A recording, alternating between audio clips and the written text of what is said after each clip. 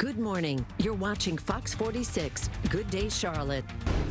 Welcome back in here to Good Day Charlotte, 722. You know, coronavirus outbreak has everyone worried. Let's just be honest. But we want to separate fact from fiction. What's true about this illness? What's false when it comes to the guidelines for protection? So joining us today, once again, Dr. Anna Maria Temple to get results for you. Thank you so much for being here. So great to be here. I know it may seem like we're beating a dead horse to death, but as we continue to cover this extensively, you know, in the media is what we do, and then you're seeing, you know, stores running out of basics, Clorox wipes, hand sanitizer. I think we just need to go back and make sure that folks are clear on what's true and what's false. So true. I think the panic out there is becoming more harmful than the coronavirus. People are in a panic. Children are now becoming anxious about it. And so I would love to talk about kind of what's happening. Yeah, let's talk about it. Yeah. So one of the things that a lot of people don't seem to understand is that 80% of the symptoms are mild. And then a lot of people are asymptomatic, but we did not know this initially when it started. But now in South Korea, what they're doing, because the rates skyrocketed, they released a test kit that is 90% effective and accurate, which is amazing. And now they're actually offering it to people through drive-thrus. And if there's one thing Americans love, is a drive-thru. And so they're able to actually test people, and found that there's people that are asymptomatic and have low symptoms. And what happens is you walk around and you don't know, and you're spreading it.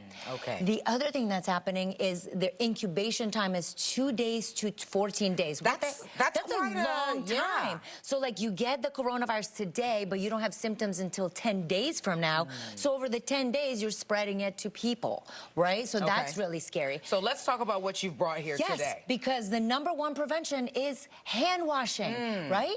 And that's better than masks. That is much better than masks, because what people do is they put a mask on and then you touch your face. You know, we come into contact with surfaces 300 times in an hour. Like your credit card, elevator things, your phone, all these other plastic things and metal things that carry. So the virus can sit on a surface between 9 hours and a couple of days. Say that again. How long can the virus live on a surface? Between 9 hours and a couple of days. So people are doing this, and we're now just getting the memo to wash our hands, because now the stores are running out of hand sanitizers and soap. What were we doing before? Yes. This little device here, which is fantastic, is a soap dispenser. So you dispense soap. I'm going to do it in my hand like this. You dispense soap, and then you pour water, and you wash your hands. So when you're hanging out with your kids, you actually have soap and water with you, right? For surfaces, everybody's bleaching everything. Oh, actually, before we go, for hand washing, it is important to wash your hands for like 20 seconds, which is singing the happy birthday song. Yes. Because it's much longer than you think. Everybody puts soap on and water. That's not washing hands. You can also sing Prince's Raspberry Beret and Lizzo's Truth Hurts, if that's more your speed. That's right, if you're cooler than me with happy birthday. Yeah, right. Okay. And then we want to wash surfaces, right? Because we talked about it sits on surfaces, but everybody's going for the bleach. And so instead of that, we have this little force of nature that actually has been approved through the EPA, that it helps decrease the risk of flu and coronavirus. Look, it sits on a counter.